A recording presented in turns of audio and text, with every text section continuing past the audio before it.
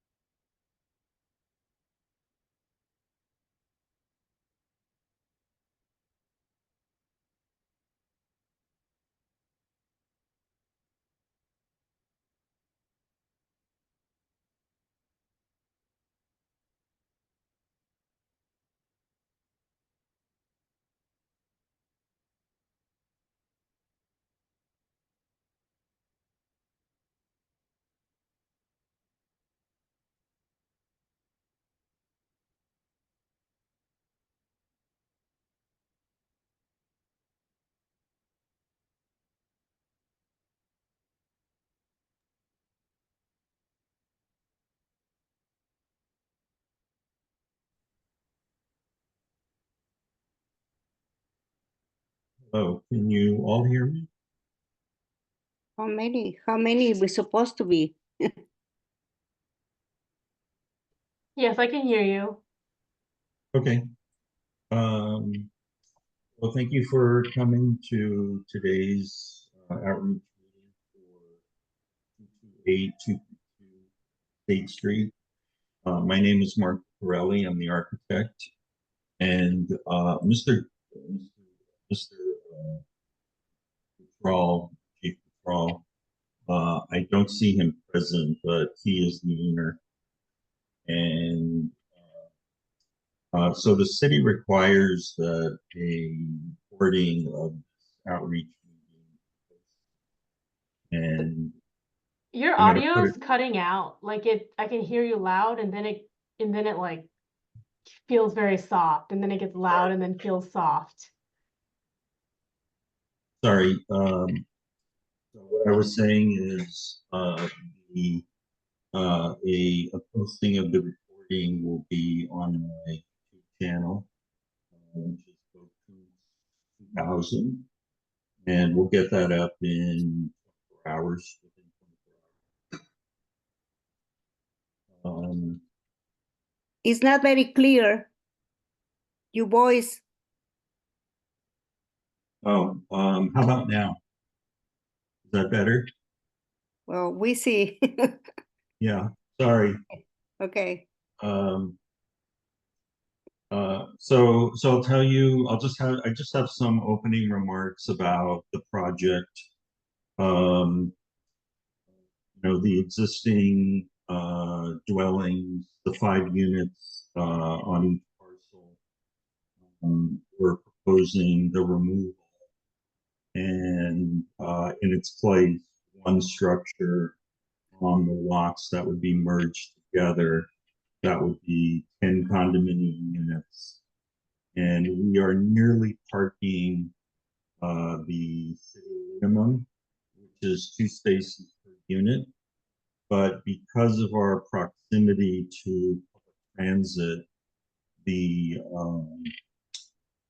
parking is really not even required. But as a matter of providing a high caliber product, we're looking to give each 2 spaces. And also, in terms of the density, we're actually allowed to build 12 units, but we're maintaining 10 that equals what's there currently. So we're not increasing the density.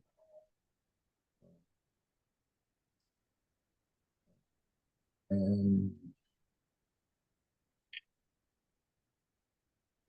in terms of the context, there's really a variety of architectural styles and different densities. There's a row of single-family homes, and then there are also some older multifamily, and that's between San Mateo Drive and Highland. So what I was shooting for in terms of the aesthetic is what's commonly referred to as the traditional transitional design, where it's contemporary, but I was trying to soften it with the massing is pretty symmetrical and classic, and the windows very regular, centered with rooms. And then there's some small ornamental touches, a belly band between the basement level and first floor, railings. We have trellises, both at the front and the rear. A cornice element at the front elevation of the roof. Some railings. The garage door would be decorative, and perhaps the sliding glass doors at the front elevation can be broken up better, cottage motif. So that's the skinny aesthetic. In terms of the height, we're really only 2.5 stories. And the reason is the basement needs to be buried to a certain extent so that that square footage, the garage and the entry and the service floor and the other service spaces don't count toward what the city calls FAR, which is the maximum square footage for the whole project, which is 0.85. And our lot, when they are combined, is 50,000 square feet. So that means we can have a building more 12,700 square feet.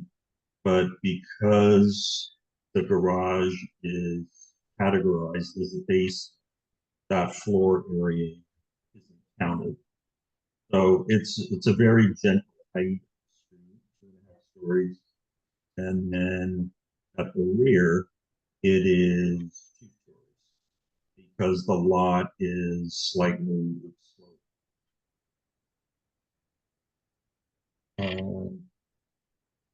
There will be a solar collector system at the roof. And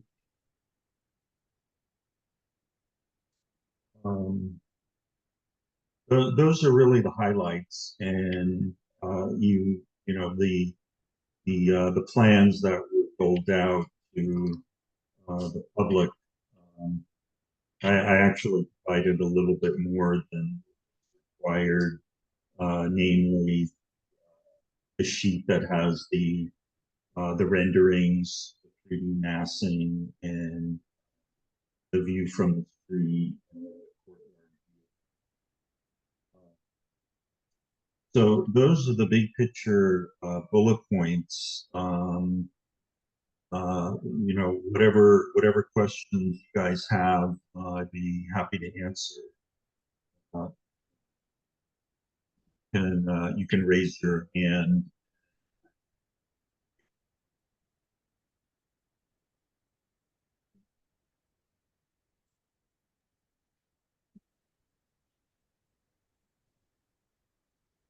So, I have a question. So, Yes, are there any height restrictions by the city? of course. And have you touched the maximum height or not? No, it's comfortably under on the front elevation, or excuse me, the side elevation.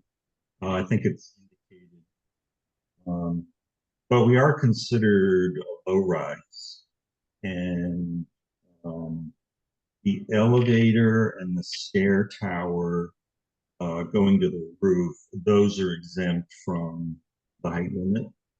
Okay. Okay, Yeah, great. yeah. Okay. So So, there's two. So I'll tell you, there's really two forces in play when it comes to design and the city.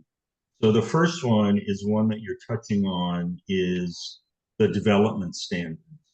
So those are all the black and white, how big, how tall, how much square footage, coverage, setbacks. For example, we have setbacks on the side, 15 in the front, 15 in the rear.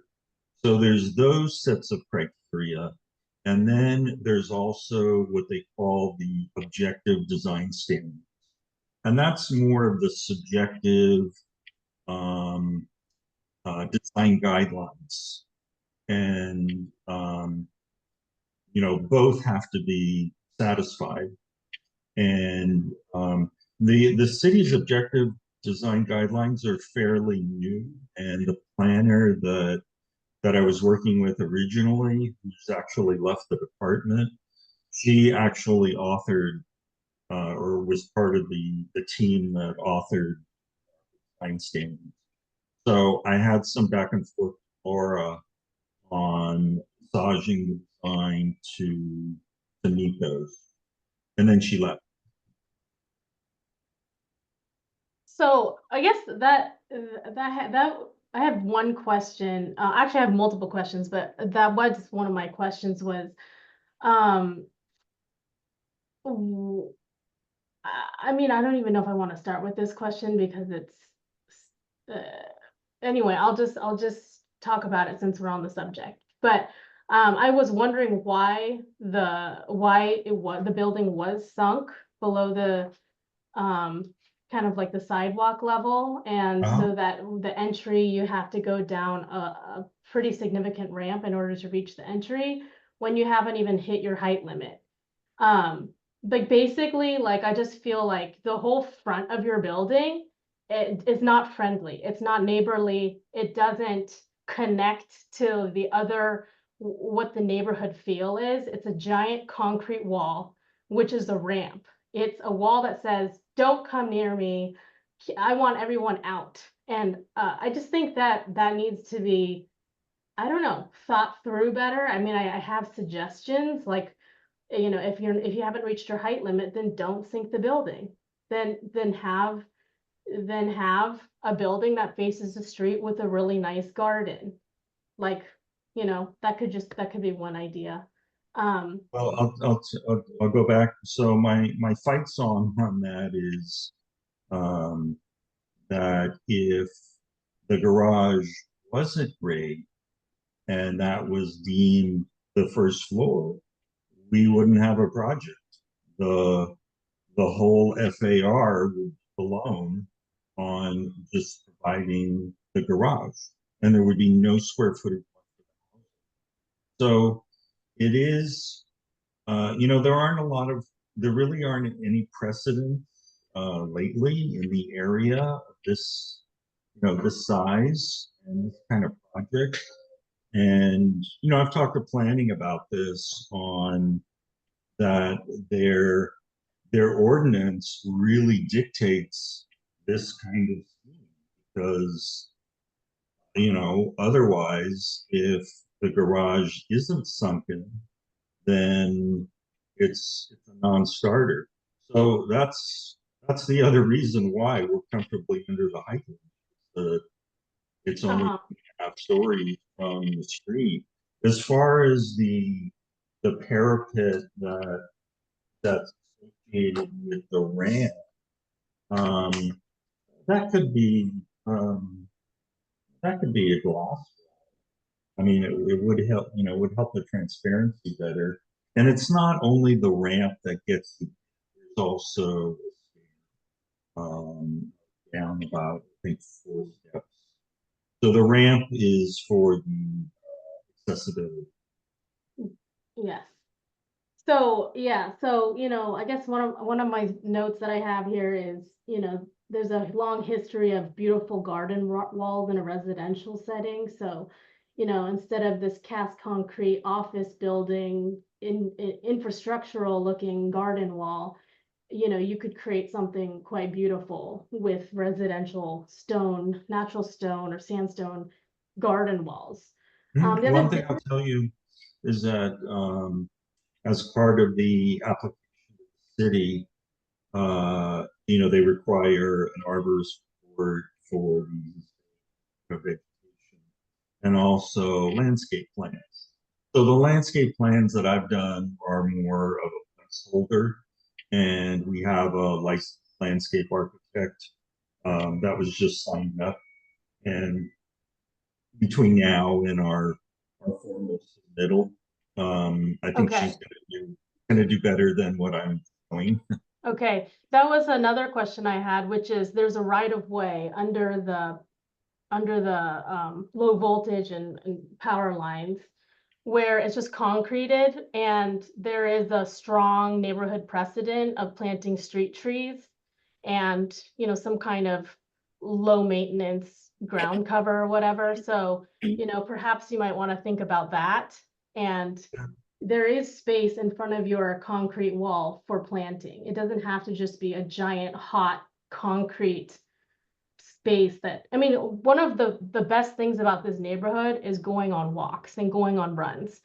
And you feel like you're just walking through this amazing, beautiful garden with your neighbors. And so walking by this building, I have to say, looking at this rendering, very depressing. So I hope your landscape architects brings their A game. But going back about the parking, if parking is not required, I'm wondering, why are you even building parking at all? I mean, like, this is an area that's so close to Caltrans, and you can instead prioritize really nice, lovely spaces with light for all your units. So, you actually did email me the floor plans, and I mean, it's their condominiums, but not all. And you think that the top two at the rendering, the top two units with the ginormous windows, oh, you're like, oh, those must be the biggest, coolest penthouses. No, they're in fact the smallest units, and that is a window into a bedroom. So I kind of wish that, I mean, if you stuck with this plan, I would recommend changing that giant window into a bedroom into a sliding patio door exactly like the one below it. Just copy those up and delete the big windows. I think, to me, that's going to be a little bit more residential scale than having these giant office glass spandrel windows. But I think, looking at like all of the things that the city has been thinking about, and to help builders build and help developers develop, you could really provide, if you prioritize units with really great layouts, connection to sunlight, connection to outdoor spaces, you could create something a lot better than this. Because in looking at your plans, you have quote unquote communal spaces in areas where people are totally not going to use, and it just feels very discombobulated. And yeah, that's personally, from my perspective as a designer, like, if you have the opportunity to not do a garage, I think you should seize that opportunity and make just really amazing spaces for people to live and to be happy to live. Because, like, I also looked on your sections. You have these like very large trees on the second floor, and also on the first floor in the courtyard. But I didn't see any planning for those root balls. So, my question is, are those just placeholders to get the city to approve it, but those are going to be value engineered out? Because I think like, I always come to designing a unit to create great and beautiful spaces with sunlight, with unexpected, beauty all throughout the day. And I kind of feel like there are a few units that are completely not getting that. And also, they're going to have people running on top of their ceilings. And I didn't see anything in the sections. It seems like on the second floor that tree is sitting on a wood framed roof, and there's going to be people running around on top of it. I mean, I was worried about the people purchasing those units, and I don't think those units are very good. And they're also tiny. Like, there's like no dining room. The living room is tiny. So I just felt like the overall priorities were, I kind of felt like maybe you were trying to be, I don't know why there's so much open communal space on the second floor, to be honest, because that's not where all the units are. The units are on the first floor. And I just feel like, now that you're saying you didn't have to do a garage, I'm like, well, that's great. You could really have a beautiful garden condominiums with trees on the ground. And I'm just wondering if that was considered. Well, the reality is, it's true. The state, all of the local jurisdictions, trying to move away from parking, and because we are within half a mile of transit, the city did say we could use that. Culturally, the reality were car culture.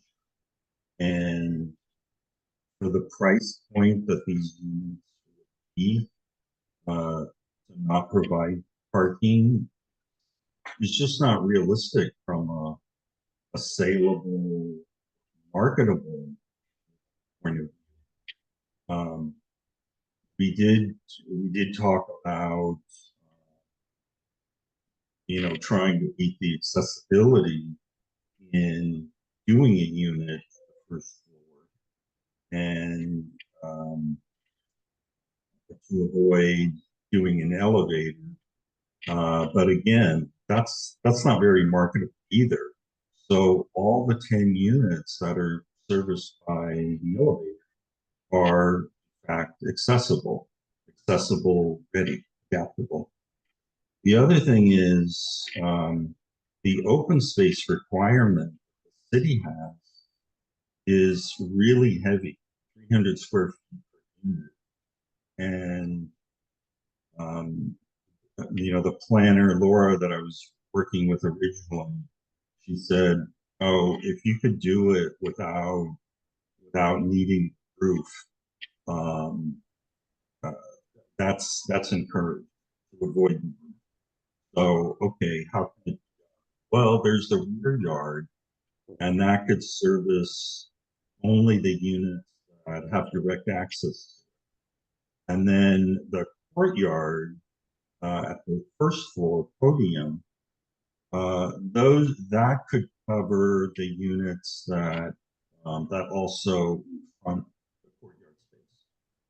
So then at the second floor, I just captured part of the roof above the first floor as the common open space for those 4 units. So I know it's kind of piecemeal together, but it was, it took some thinking to hit the open space requirement. And Yeah, I think the open space requirement is great. I just felt like I was hoping it would be a little bit more equitable, because it seems like the top 4 units are hogging all the open space. And there's 2 units. it's really the courtyard that is more, it's communal. And I have to go back and look at the numbers, but I think it was the courtyard units that actually benefit. And So also, how are you planning on putting those trees in the courtyard without any built-in space and well, whatnot? these are just schematic plans. I know Yeah, so you have the 10 trees are trees. heavy. You have 8 trees in the courtyard on your plans, but in your rendering, you only have 2.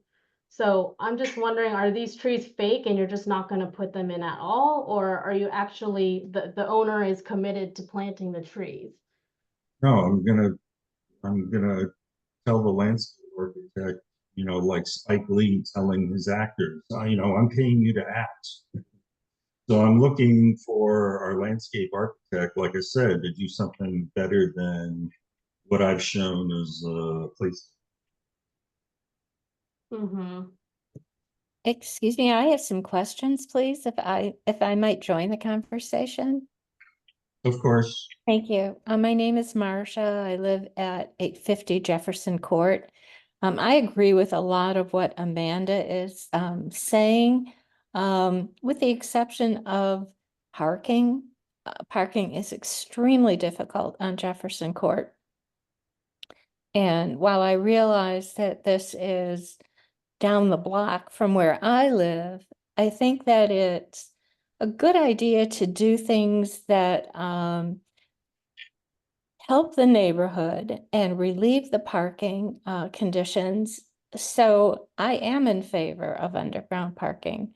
However, I am also in favor of healthy landscaping and beautifying the neighborhood. And I think you really have opportunities to perhaps rethink the interior courtyard so that you could combine walls and make the exterior of the building more heavily landscaped so that every unit looks out into a beautifully landscaped yard or garden or private patio versus an inner courtyard. I lived in a condo building with an inner courtyard, and I can tell you that no one ever used it. And it just looked like a big piece of, it was a concrete square with windows looking into windows. It was, even with the planting, it was very cold, very unfriendly. So if you create units with the walls that are back to back, well insulated, and create exterior gardens, then you soften the building, you soften the environment for the people who are living in the condos, and make it a far more beautiful spot. I don't know how large these units are. I don't have the benefit of the information that Amanda has. So could you please tell me how large the units are and what your price points are? They're all 2-bedroom, 2-bath. And About how many square feet, please? Amanda, how did you get those plans? Oh, I think you had emailed it to me.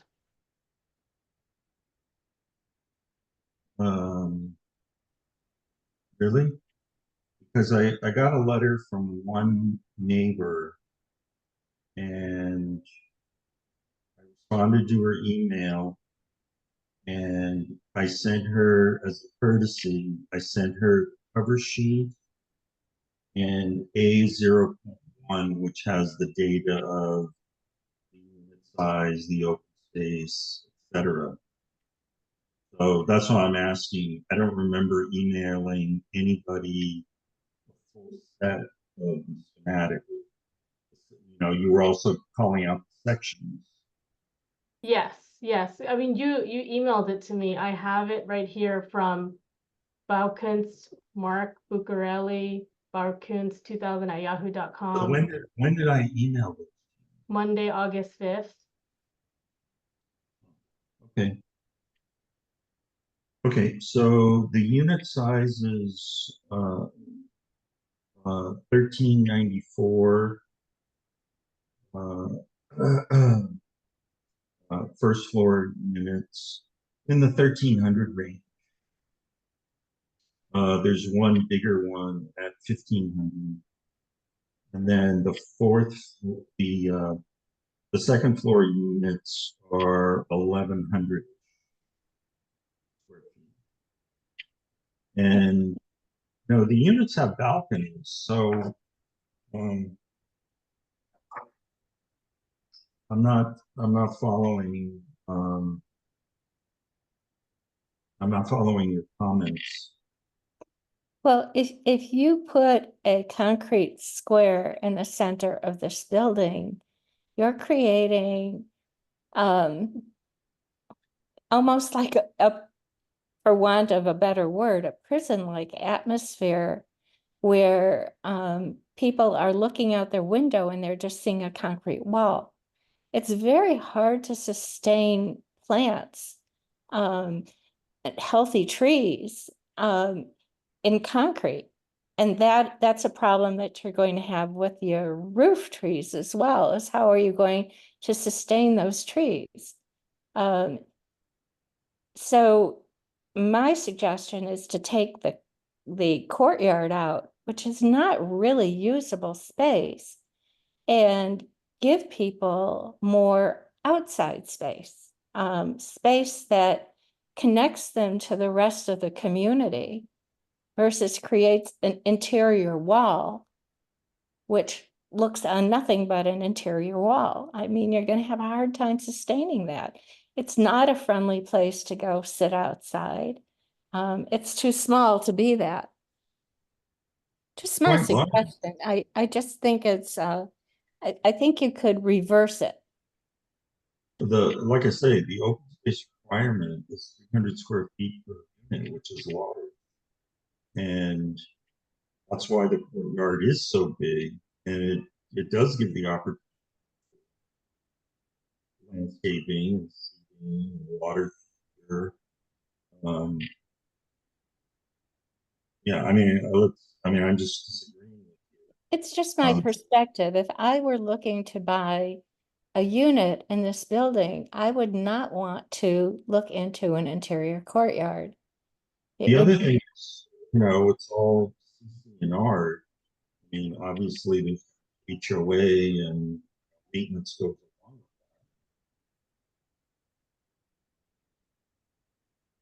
with I'm having such a hard time hearing you. You're like that. Oh, I'm sorry. going in and No, out. what I was saying is that, because these will be condos and there will be CCNRs associated and homeowners fees. I don't think there's any question about, the law, if that's what you're referring to. I live in a condo project and the HOA is reasonable and there's common landscaped areas and they're kept up impeccably. And it's a building over 20 years old. So, Well, I'm just making a suggestion, and this is your project, and if this is what the owner wants, then that's his prerogative. He may or may not, or she may or may not be able to market it. Um, I've lived in 2 condos, and one had an interior courtyard. It was absolutely useless space. No one ever sat out there. No one ever socialized. And it was wasted space that could be monetized, that could be used to enhance the project. And so it's just a suggestion that you might want to look at.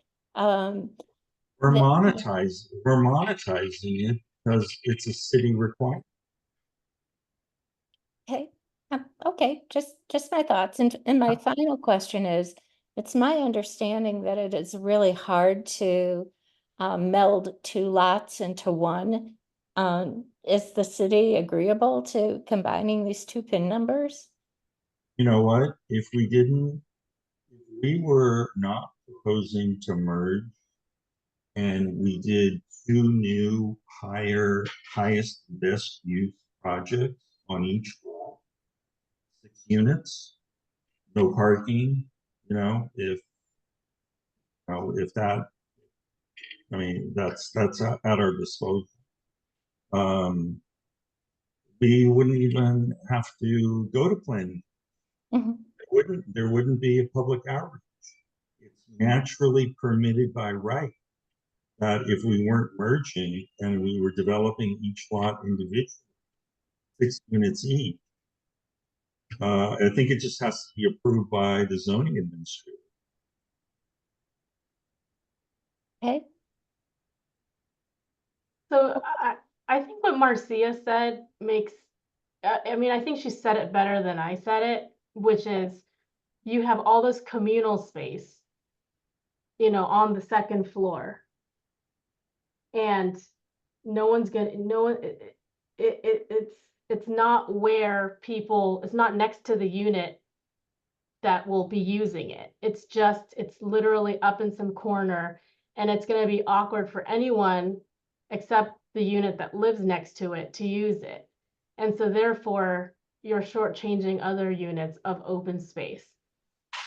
So I just feel like where you put the open space is, not where I would put them.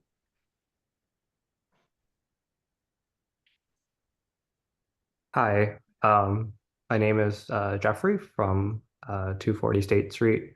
I also agree with the not having the courtyard space and rather having landscape around the building, because the plans show a reduction in space surrounding the building, which not only will um, reduce the amount of space surrounding it, but affect other buildings, neighbors sunlight and due to the height.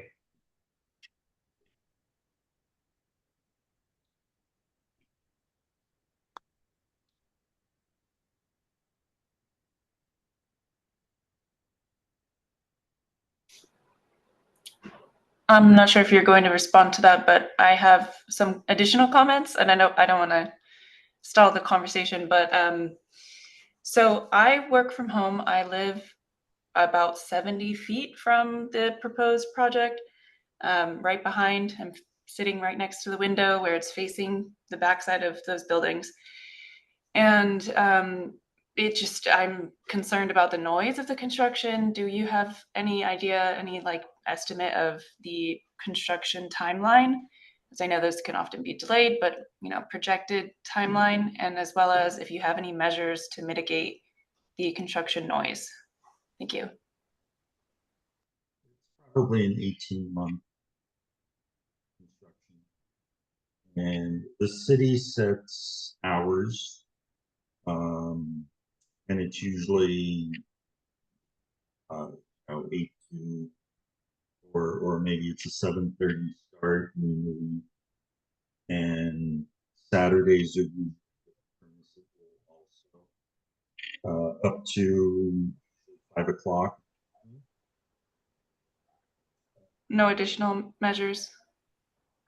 Not that I really know of. It's more of the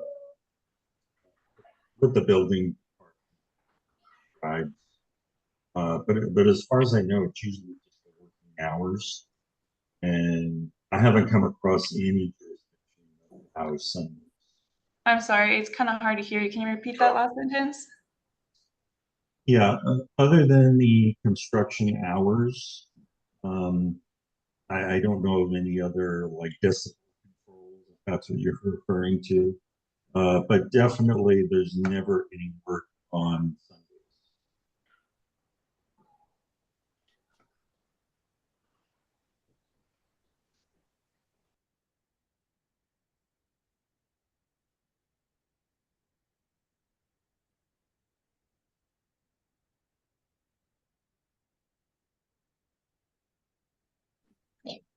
So regarding the height, like I said, we're only 2 stories in the rear and 2.5 stories because of the.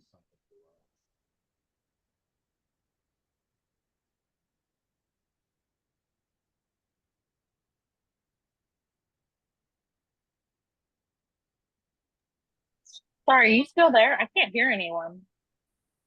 Yeah, go ahead.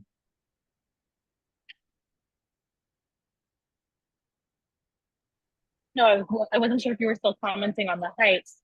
My name's Christine Yang. I live next door at 242 State. I have the same comment as Jeffrey, which is that the building right next door is one side of our building. My bedroom, my home office, all directly face that direction, my kitchen. And to have a new 2.5-story tall building right next door where there's currently a driveway would definitely significantly block the sunlight. So I kind of just want to concur with the other comments. Is it possible to maximize outdoor space on the side of the building versus inside of the building to have a minimal impact on our day-to-day living? Because that would definitely be a noticeable difference for us compared to when we purchased a couple of years ago, and this was not anywhere on the map. Sure. One thing that I always run into, it's a real pet peeve, honestly, is that California law is such that if my zoning allows me to build in front of you and I take away your view, your light, ventilation, privacy, it's too bad for you because that's what was ruled.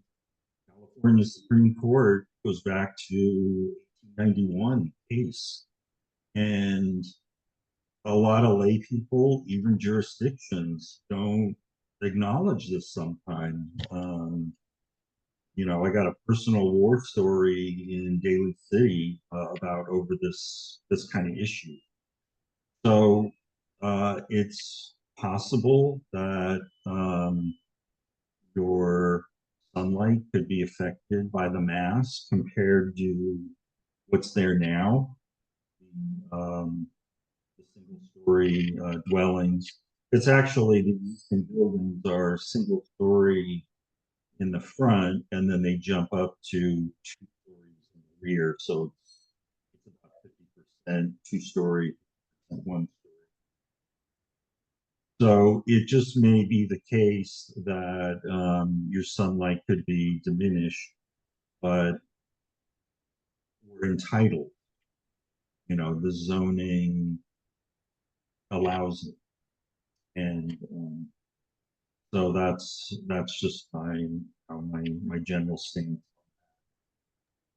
I understand zoning laws, and with all due respect, like, sucks to be us is an answer you're allowed to give, and I respect that. I thought inviting us to call would be to say, how could this development be in the best interest of everyone? And we're asking, is there any flexibility in the way that you finish off the design of this building? So if your answer is no, you're not open to any feedback or suggestions, I respect that, because I do understand the zoning laws of the community. The second floor is, all these cities, they like wedding cake massing. So the first floor is bigger than the second floor. And then if there was a third floor, even smaller than the second floor. So you get a tiering effect. Are you saying that the second level will be a further distance from our fence line, our property line, than the bottom level? Totally. Yeah, totally. It's by how many feet?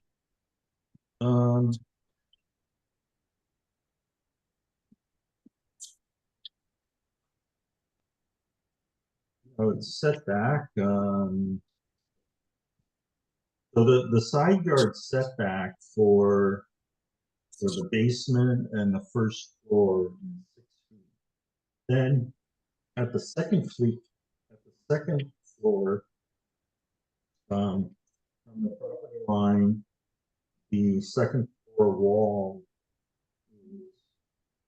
is, hang on a second.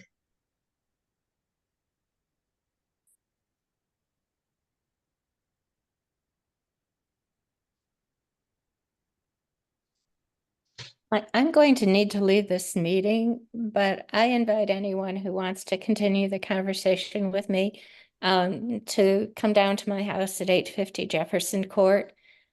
Just because something or some zoning or the city says or the state says you can doesn't mean that you should. And I feel like there should be an exceptional effort made to soften the impact of this building or any building that's coming into the neighborhood.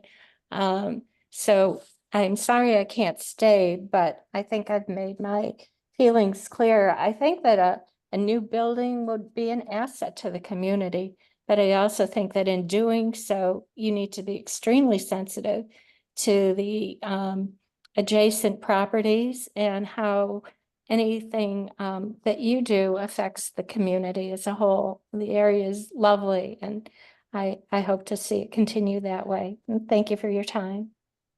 You can email me any comments. Thank you. I appreciate that. So the second floor, from the property line on both sides is about 16. So it's 10 feet in from the first floor plate. Although in the rear and the front, it does stack on top of the wall above. Excuse I'm me? so sorry. I'm not sure if I'm the only one. It cut out a bit. So Yeah. Can did you you please say repeat? 10 feet? 10 feet on the bottom level from the Okay, fence line and then an additional 6? Okay, so the second floor edge in relationship to the side property line is in about 16 feet on both sides. And the first floor and basement sidewall is 6 feet from the property. So it's a delta of, it's a 10-foot offset. And then the front wall and the rear wall, the second floor does stack, with the exception of the balconies. They do stack in the front and the rear.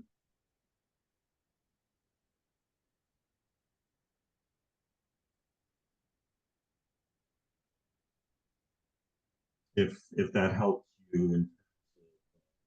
That is helpful, and I appreciate you looking up the dimensions for us. And I appreciate the information. I'm not looking at the plans in front of me right this moment. Could you remind us if there is room left in the back for landscaping? Sure. Yeah, there's going to be full landscaping. That's part of the required 300 square unit rear yard open space. I penciled in some trees, hardscape and some trees. But like I said, we'll have better landscape plans as it develops.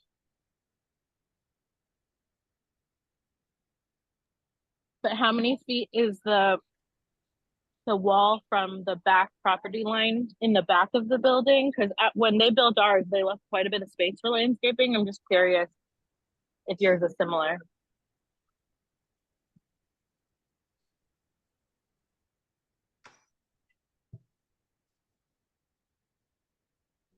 Your setback is uh,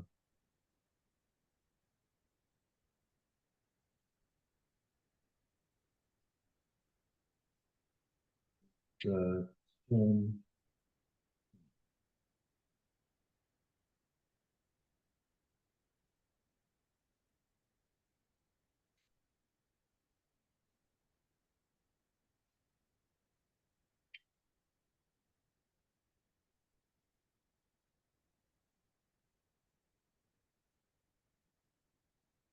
your setback is 15 feet. And the front setback is 15.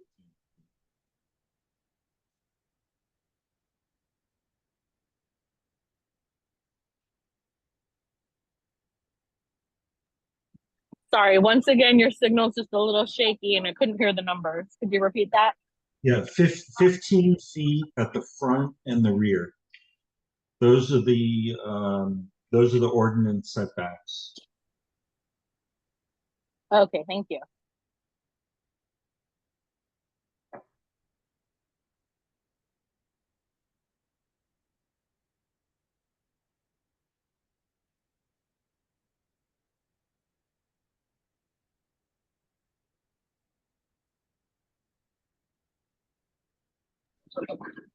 Sorry, I think somebody asked it earlier and I may have missed the answer. Do you have an estimated duration of construction? 18 months. 18 months starting when? Well, the process is after this meeting, we have to submit a planning application within 60 days, and then the city reviews it for completeness. Probably get a letter back asking for something, and then once they're happy with it and they are suggesting approvability to the planning commission, then it gets on the planning commission agenda. There'll be another noticing to the public where you can show up at the hearing, and depending on how it shakes out, whatever the scheme ends up being, once it's approved, the planning entitlement part then we go into construction drawing mode, and that could take,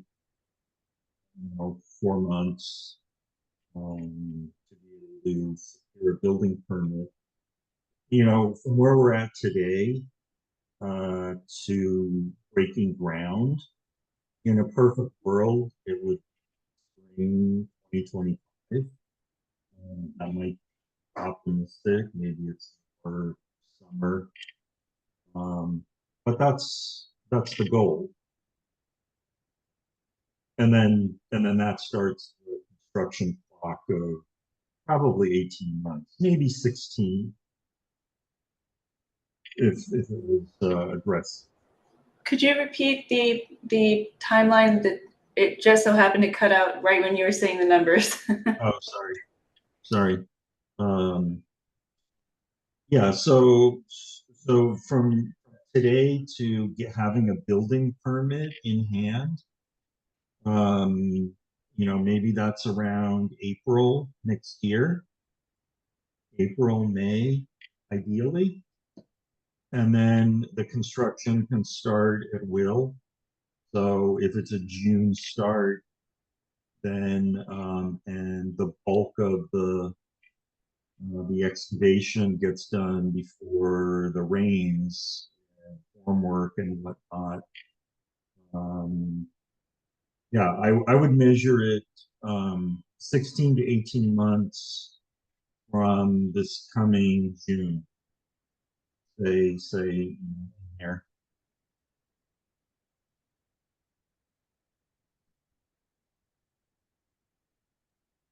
Is there any space left between the adjacent properties on the left and right of the building for like a row of trees? Because like, even when buildings are like, I don't know, 10 feet away from each other, and I'm like instead of staring into another person's window, if there's at least like a tree or some kind of planting, it can allow for more density. So is there space for like planting on either side of the property? Yeah, 6 feet is, that's the side yard setback. It's wide enough for, we got to think about fire being able to get to the rear. And there's a fire code of 100, they call 150-foot wrap. So that's being able to get from the fire truck staging to the rear along the side. And they don't want it to exceed 150 feet. But in terms of the width, could go down to 4 feet. So there could be some planting.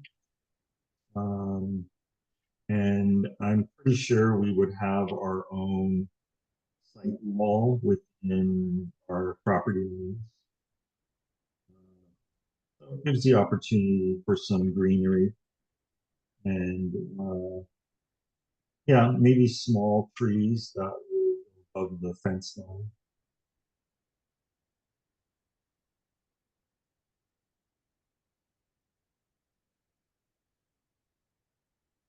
Yeah, I would say fire wouldn't want a width. I think 3 feet is minimum, but 4 feet is a better standard of care, I think.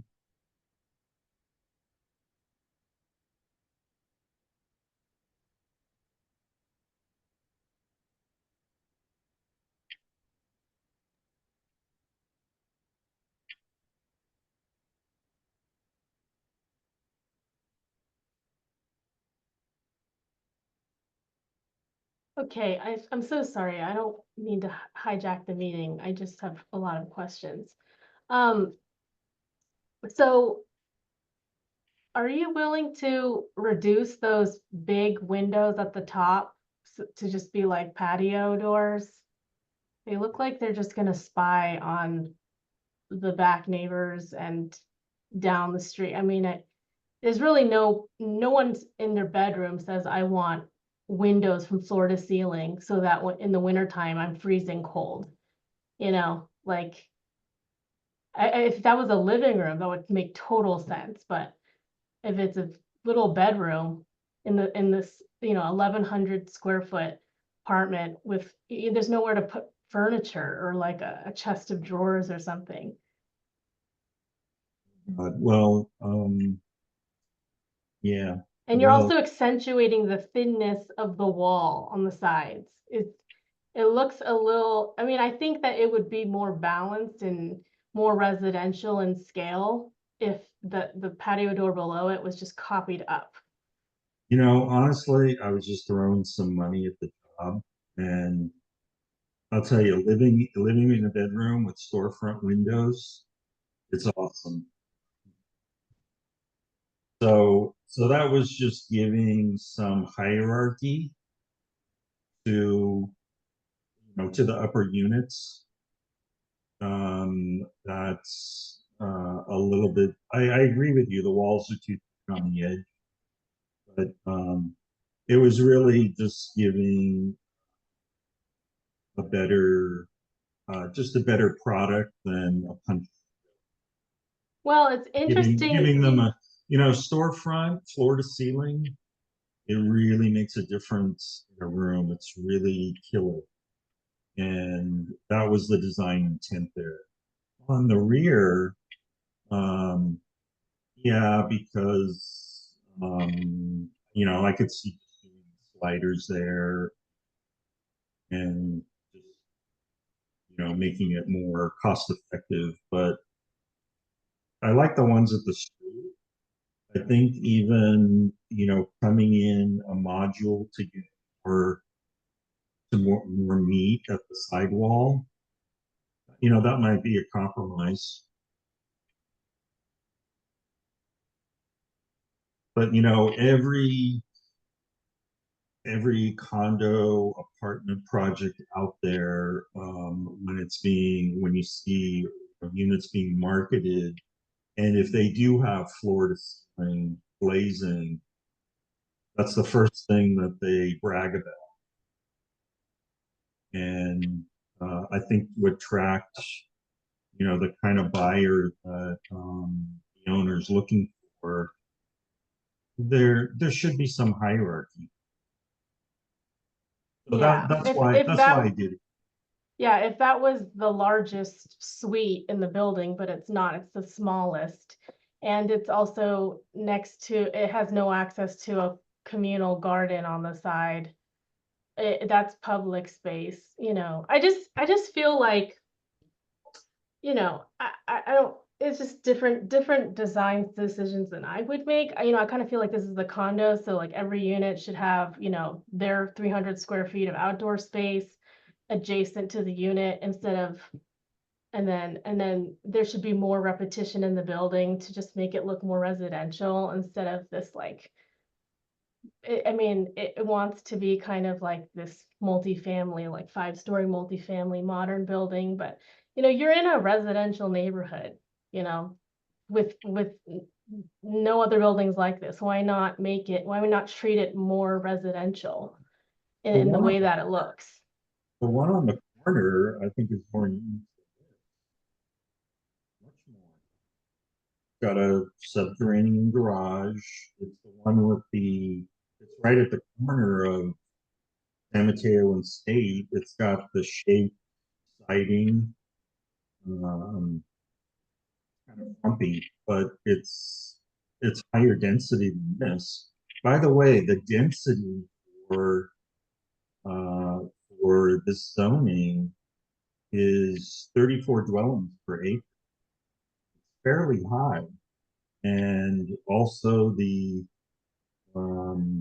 there's another dingbat project also corner with the carport. Yeah, I think that's more unique than this also. Yeah, the So- unit, the multifamily unit at the corner of State and El Camino. Not, sorry, well, the one at El Camino in State has trees all around it, generous lawn, it's very different. I'm talking about the one at the corner of San Mateo and State.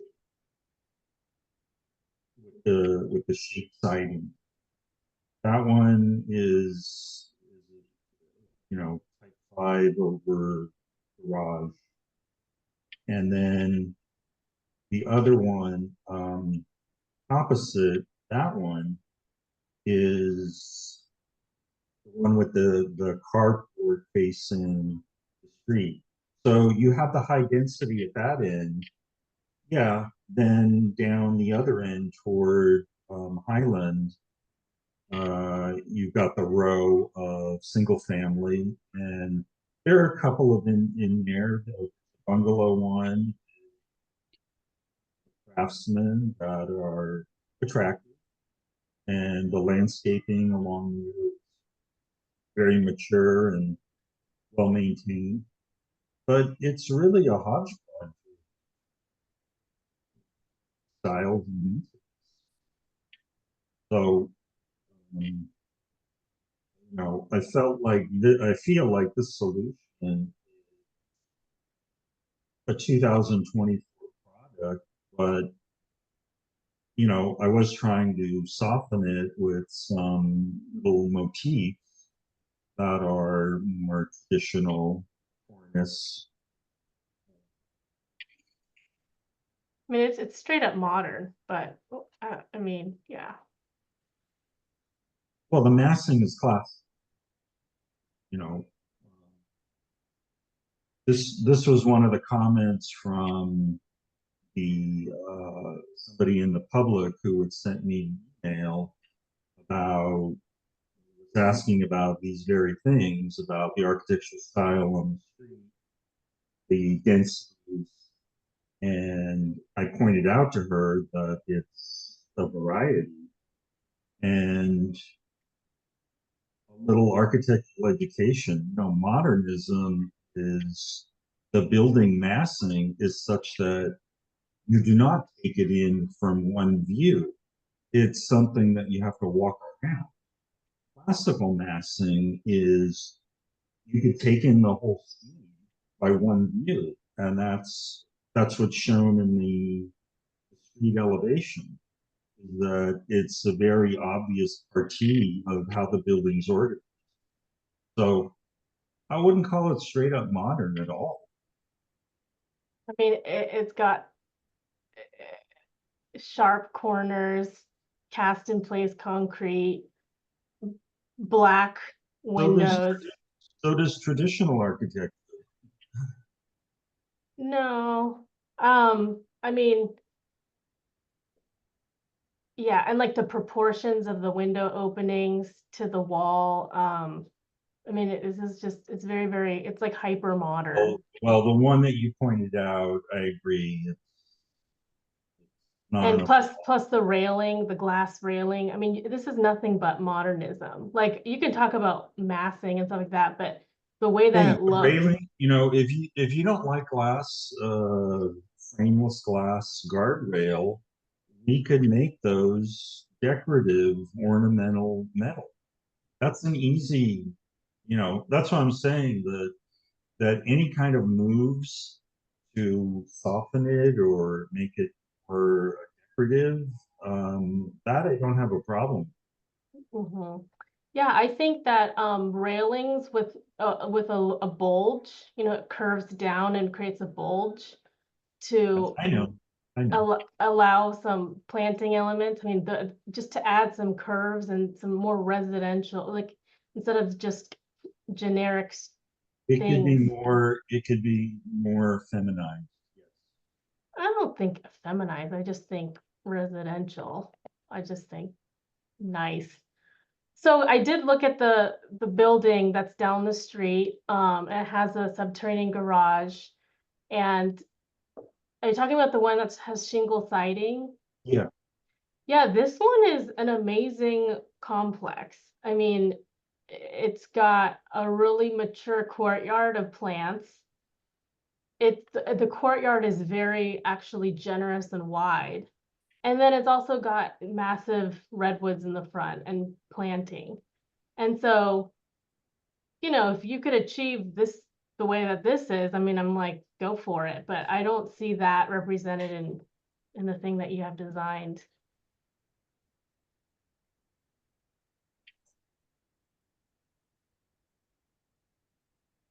And the courtyard is 2 to 1. You know, the width to the height in the courtyard. No, that's design 101.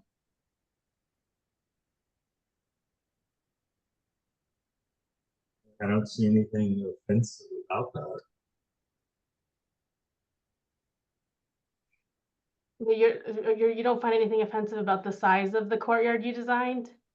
Yeah, the width to the height, it's two units wide by 1 unit. That is that is a good typical proportion where the width to the height is not so great that you get agoraphobia, and then it's not so tight that it's claustrophobic. 2 to 1 is a very traditional ratio.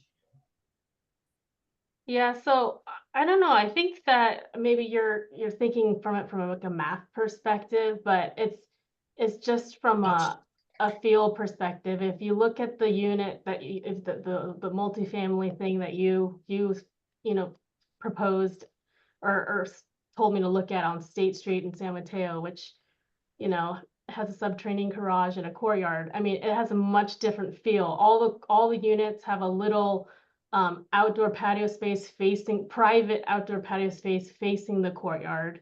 The courtyard can be accessed from the street.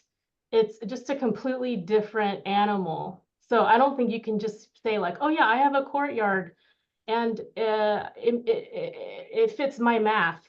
It's just not the same. It doesn't feel the same. So like if your client is satisfied, whatever. I just feel like there's huge opportunity to create something that, that is going to feel really nice for residents and also for the neighbor and the neighborhood. Understood. Like, I think that perhaps you shouldn't even do a courtyard because of just how small it is, and there's greater opportunity around the building to do it. Over 2,000 feet.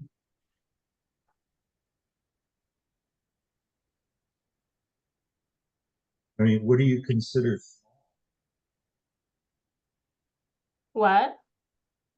I say it's over 2,000 feet. What do you consider small? Well, if you look at your renderings and you look at, you can take 10 paces and reach the window opposite to yours. People are going to be coming and going and making noise. And that's your only open space, like. It's not the only open space. I mean, it is for one of the units. One of the units, that's the only, it doesn't have any outdoor space. Because like that's why I was hoping that the outdoor space could be attached to every unit. Like, Only the middle units at the first floor share the courtyard. Yeah. I mean, I just think that from what the previous people said, someone's music is on, I'm sorry. But I think from what Marcia said, the courtyard it looks not great. Oh, it's 24 feet by 57 feet.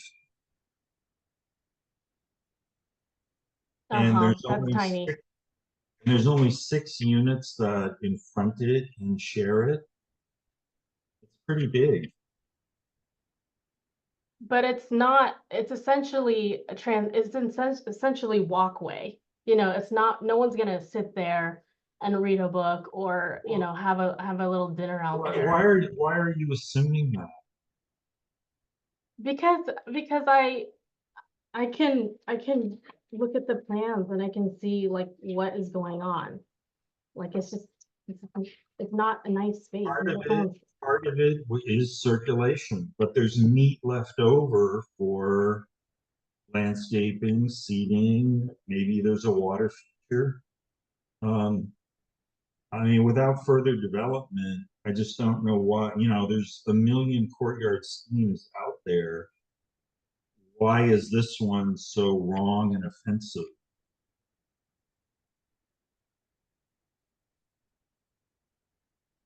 I think because of the size of it. I also, yeah, I think it's because of the size. 24 by 57? It's quite Yeah, generous. and not connected. Again, the only way to access it is through a stairwell and an elevator, like it's not even connected to like the street or there's no, if you have a bag of groceries and you just want to run up to you don't have like a second front door to the unit. Everything is through this courtyard. And all those windows are just going to be drawn, the curtains are going to just be closed the entire time. So anyway, that's my feedback. I just think that, we could just put all of this, every unit gets 300 square foot of open space. If that could be attached to the unit and be on the outside to create padding between the neighbors and the building, that would be great.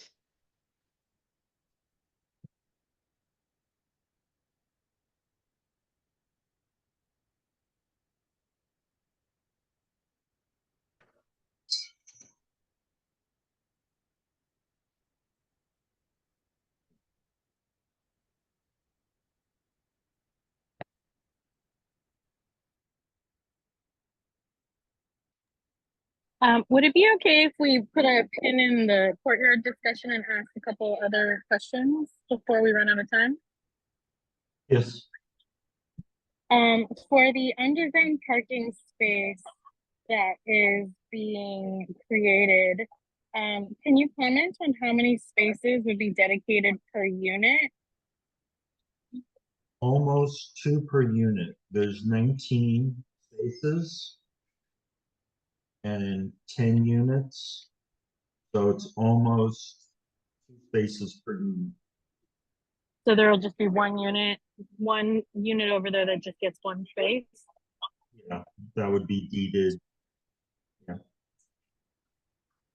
Okay, so I guess the expectation is majority of the residents of the building would have garage space and it wouldn't be a substantial number of additional cars parking on the street. Yeah, and I think that's one of the benefits that that it's self-parking almost to the city ordinance standard. Sorry, your phone is cutting out yet again. So I'm only catching every other word you're saying, but yeah, I do agree. That's a nice benefit. Sounds like a good amount of parking. In terms of access to the garage, access to the common space, in terms of like where packages would be delivered, is that all secured? Yeah, so the entry is at the basement level lobby, and then we have a dedicated package room Okay. in addition to mail. There's also 14 bike spaces that is required. Yeah, that's part of the underground garage space. Yes. Okay, And cool. that's right. And that's the city planning requires that it be right at the entry and with some visibility, something to that effect. So the bike parking is right off the entry in the front. Yep, understood. We had some weird bike storage rules on our garage next door as well. But yeah, I kind of, what my interest is being right next door. I wanted to kind of understand if it was going to be a building with a good amount of security and not, with quite a few new residents in a new building, presumably a building that's going to look like it's a certain price point, not wanting to attract a lot of that kind of petty crime of package stealing and things like that. Oh yeah, I got you. Sure. Yeah, I'm pretty. Yeah, because if something's going on next door, it's going to trickle over, spill into our driveway. Yeah, I mean, I don't think there's gonna be a doorman, but No, I understand, but no, sure. a package room and, you know, secured, gated, all of that sounds great. Yeah, I'm sure More they'll, secure than what we've got. yeah, understood. I'm sure there'll be, state-of-the-art security system. Locks. Yeah, locks, right. No, that's really helpful. Thank you. Sure. I think there was one random question. There was an ordinance not that recently, but sometime between when ours was built and now, I think. It's not, you're no longer able to build with gas, right? Everything would have to be electric appliances. Yes, ma'am, that's right. It's called the REACH codes, and everything's electric, no gas service at all. Okay. Yep. I don't have the detail. I don't know if I ever saw the detailed floor plans of the units themselves. Are they all apartment style single level, or do you have any dual level townhouse style in there? They're all single level, all 2 bedrooms, and I think 6 out of the 10 have private balconies, in addition to the common open areas. I see. Yeah. If you email me, I'd be glad to send you our schematic package. Yeah, I mean, I do think the initial, I understand what you were saying. The initial diagrams are not, you know, especially the landscaping such, it's not super final yet, but I think I would like to see a little more detail if that's okay, just to kind of know what's going to be right next door. Sure. Okay, and then just to wrap up, did you say there was going to be another opportunity to comment before everything got finalized, further along in your application process? Exactly. Yeah. When Okay. when it gets on the planning commission agenda, they'll send out the same 500 radius, just notice of the hearing date, and then you can. I think they're running them in person now. Pretty sure. Then you could show up, and they usually give you 3 minutes to talk. And Got it. Okay. yeah. Yeah. Okay. I know obviously we have a lot of questions, so I'm going to excuse myself in just a moment, but I just wanted to thank you for the opportunity. Overall, as a next door neighbor, I'm very supportive of something nice and shiny and new instead of what we've got there right now. So wishing you the best of luck, and thank you for taking our questions and our comments into consideration. Oh, very good. Thank you, Christine. Thank you. All right. Thanks. Yeah.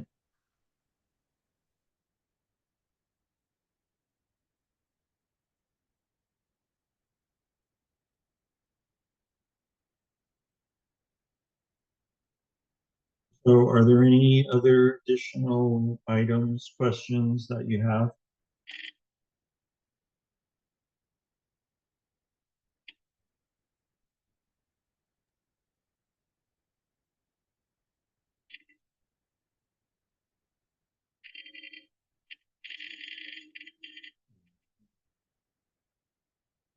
So are you going to be providing a landscape plan prior to submitting to the city? Or Yeah, it's pri- required. Yeah, it's required. We just signed up, landscape architect that I've worked with for over 10 years. So we'll, be putting a design together, and we already have the arborist report. There, there aren't any significant trees on the site anyway. Once it's submitted, the city will do their own in-house historical evaluation of the existing. But I don't expect any issues there.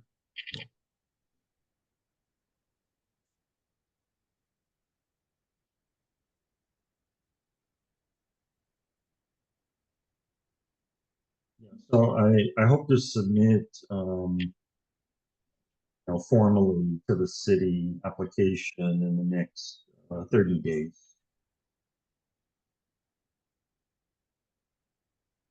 Okay, And based on these comments, may make some modifications. It's not absolutely required. It's more getting feedback from the neighbors, but I think there's some design ideas that have come out and expressed that I could incorporate.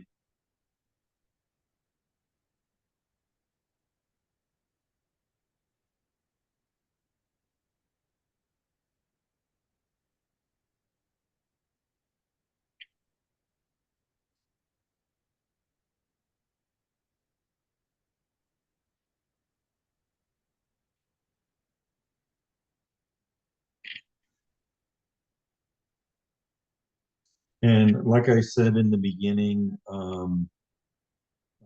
this recording, the recording of the meeting will be on, I'm going to put it on my YouTube channel, which is Boat 2000, and we'll get it up in 24 hours.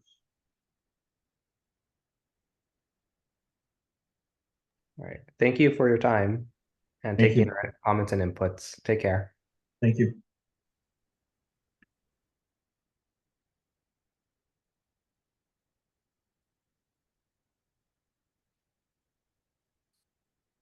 Anything else, Amanda?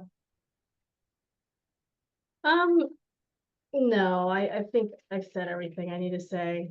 I have concerns about the color. I think also your color choice is very modern, you know? It's a Or very what?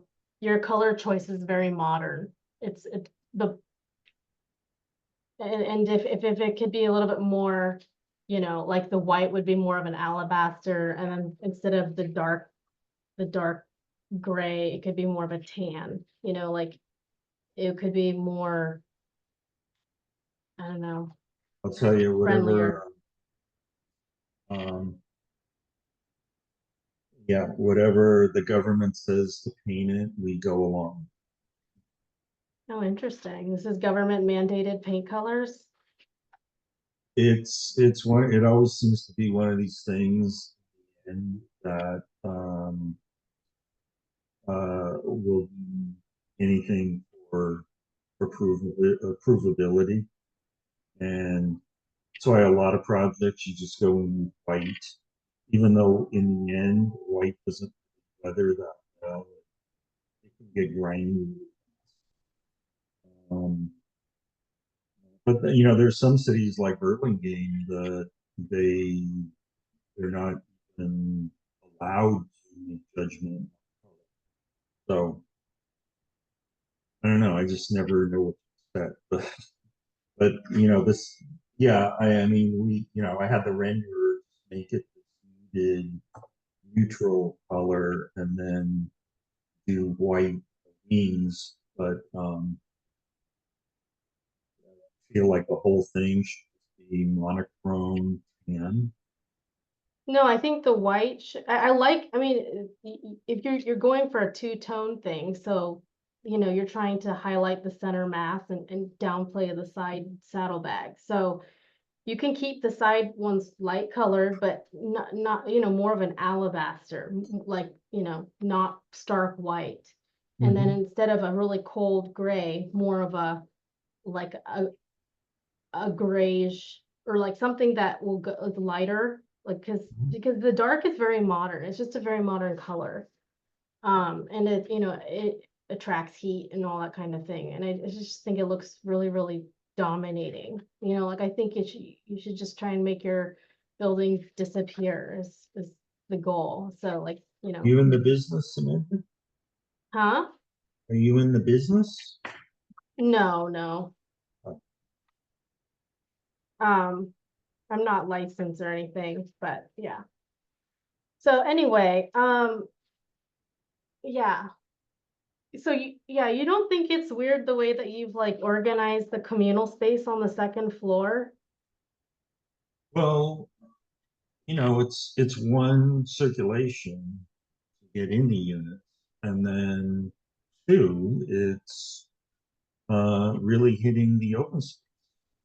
Yeah. And And so, even planning, by their own admission, at least, the planner I was working with, she knows it's high, and oh, I have no problems with it being high. I applaud that. I welcome that because if it were up to developers, nobody would have any open space. So that's not what I just think that the way that where you put the units and where you put the open space, like on the second floor, you didn't even put a door from the unit to the side open space because it's communal, right? You're not saying that's not their private garden. You're saying that's communal. So there'll be potentially people, I mean, rarely you have to work up your self-esteem to go up to the second floor, go around the corner and hover around someone's bedroom window, you know? So, I mean, I think all of this can be, um, you know, ameliorated with really good landscaping, like shaping that like culture in this little community of how space gets used. But, I really hope that the planting design at the street does not get cut out because I really like that other, multifamily unit that you pointed out down the street at San Mateo and State, and that the way that those trees look with the redwoods, like if you had that here, that would be great. Or some sycamores, there's a lot of sycamores on Highland. You could plant some great sycamores in the front, you know. uh, There are low voltage lines, but you can still have trees under them. But even behind the power lines, if you could have some trees. Yeah, I think I said everything. I mean, I just think that there's a way to massage the units so that they have their own personal private space instead of having the private space lumped on a side where you have to go up an elevator and around someone's window to use. It's just bizarre, but maybe the owner doesn't care. So, well, we're looking to, provide the best, saleability. And, your comments will certainly.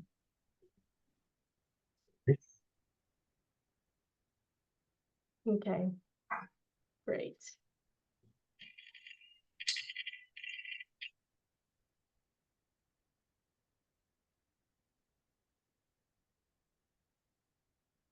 Okay, well, thank you very much. I look forward to the next meeting, and I hope there's like really great landscape drawings to look at also. Okay, very good. Awesome, thank you.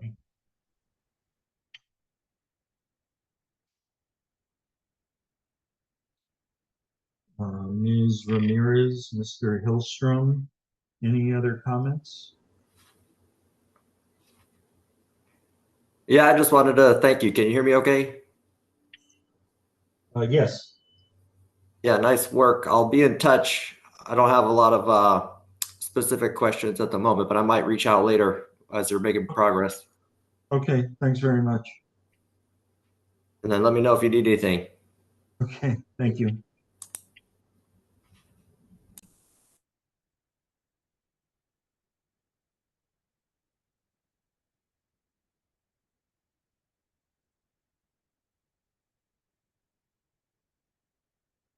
Okay, well, thanks to everybody. Thank you. I'm going to shut it off. Thank you.